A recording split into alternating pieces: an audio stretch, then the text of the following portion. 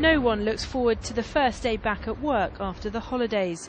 The early start, rush hour traffic and all that post that needs answering. And there's one letter that some MPs will have been dreading more than the rest. It's from Sir Thomas Legge, and it's demanding answers or payments over the expenses scandal.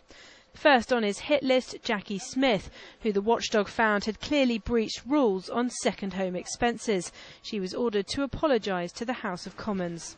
I want to apologise unreservedly to the House, as I have to my constituents, for wrongly claiming for the cost of films alongside my broadband and cable connection.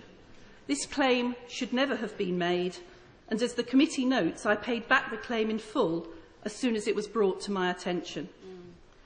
On the issue of second home allowances, the Commissioner and the committee recognise that my London home is indeed a home. They dismiss the most usually repeated newspaper descriptions of my living arrangements, and I welcome this judgment. How embarrassing is this for you, Home Secretary? The Commons Standards and Privileges Committee say they won't be taking any further action against Ms Smith, including her husband's claim for an adult film, an episode the former Home Secretary found intensely embarrassing. Gordon Brown, meanwhile, talks about the importance of politics being cleaned up. Choice words from a Prime Minister who's been ordered to repay almost £12,500, some of which was spent on cleaning his London flat and constituency home.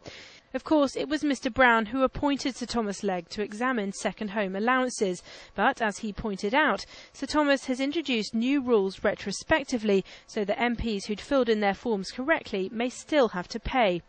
Stuart Bell, who sits on the committee which will decide whether to accept the Legge inquiry, says this is unfair.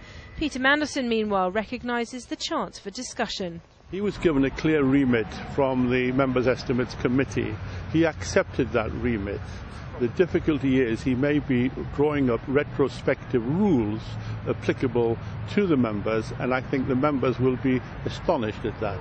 Sir Thomas Legge was asked to come in and audit claims. Instead, he's not just done that, he's introduced new rules.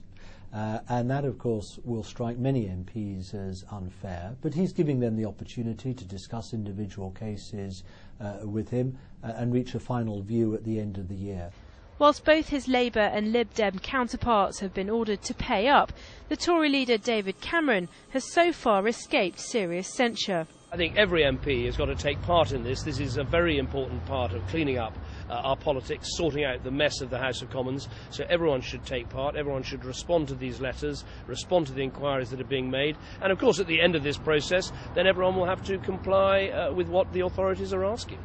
I've decided to send to the Inland Revenue a cheque, which is... Some MPs have already made a big show of repaying money. Many others are standing down at the next election. But the overriding feeling is still that the system was flawed from the beginning, a fact that has angered Westminster and now sees some MPs planning legal action. Whilst it's been a summer of revelations like duck houses, dry rot and moat cleaning, it's clear the expenses scandal is not going away.